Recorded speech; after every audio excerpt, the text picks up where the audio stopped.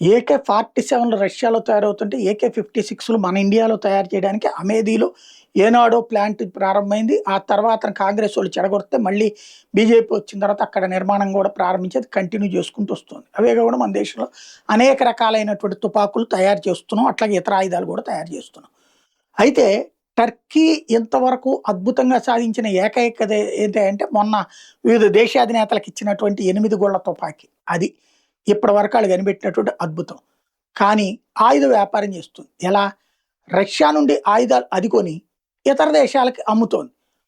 Russia నేరుగా Saudi అరేబియాకి, దుబాయ్కి అమ్మలేదా? అడగలేరా వీళ్ళు?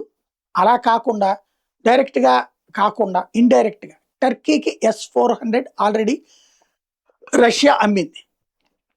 అవి తీసుకొచ్చి యుఏఈకి ఇప్పుడు టర్కీ అమ్ముతుందట. అదేమని అడిగితే మేము S-500 కొనబోతున్నాం, అందుకని S-400 వీళ్ళకి ఇస్తున్నాం.